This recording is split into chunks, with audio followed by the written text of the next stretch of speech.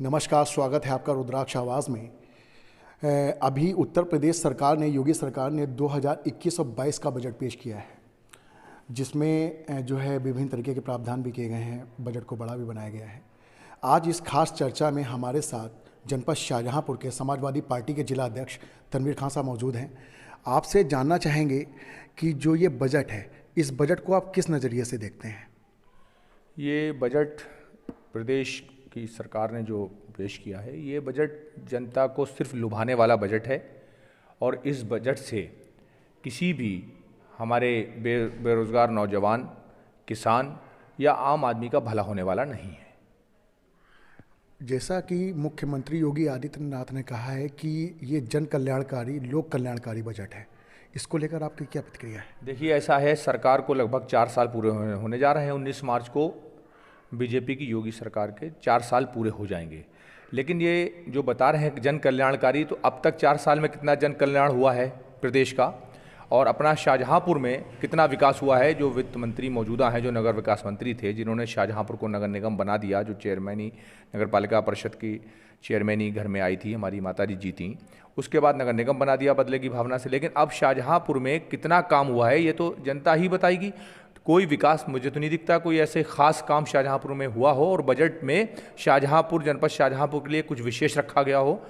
कोई जन कल्याणकारी बजट नहीं है, ये सिर्फ धोखा देने वाला है, बहलाने वाला बजट है सिर्फ। अच्छा, बजट का आकार इस बार बड़ा बताया गया है। बताया गया कि पिछली बार से बजट ये बड़ा है, इसको लेकर आप क्या कहेंगे? बड़ा सिर्फ बताया जाता है, लेकिन बड़े में कितने लोग शामिल हैं ये हमें बताया जाए। किसानों की आय दुगनी करने की जो बात यहाँ करेंगे, लेकिन अभी तक किसानों की कितनी आय दुगनी की गई? कितने नौजवानों को अब तक प्रदेश में रोज़गार दिया गया, जो वादे किए गए थे सरकार बनाने से पहले कि हर साल 2 करोड़ नौजवानों को रोज़गार दिया जाएगा, किसानों की आय दुगनी की जाएगी। तमाम लोगों की जो मदद करने की बात हुई थी, अब तक कितने लोगों की इस सरकार के माध्यम से मदद हो पाई है? बजट तो पेश होते रहे हैं, लेकिन किसी का भला नहीं हुआ है। किसान की आय दुगनी करने के बजाय किसानों की ज़मीन का मालिकाना हक छीना जा रहा है। चंद उद्योगपतियों को खुश करने के लिए आज किसानों की ज़मीन पूरी तरह से उनका हक छीना जा रहा है। किसानों को अपनी कुर्बानी देना पड़ी, उनको कुर्बान किया जा रहा है। उद्योगपतियों को खुश करने के लिए किसान भाइयों को कुर्बान किया जा रहा है।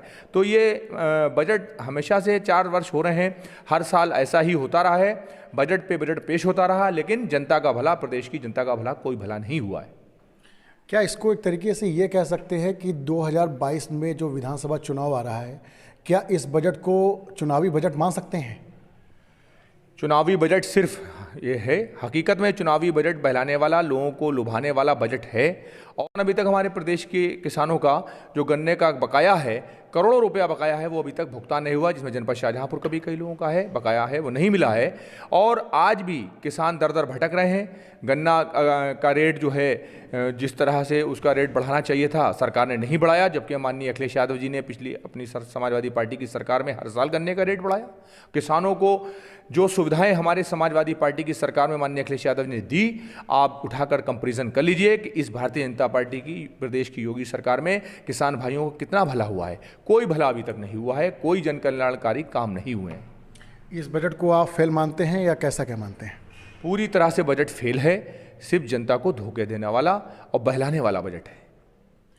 जैसा कि आपने देखा, हमारे साथ जिला अध्यक्ष समाजवादी पार्टी के तनवीर खान साहब मौजूद थे। उन्होंने कहा कि ये बजट केवल बहलाने वाला बजट है।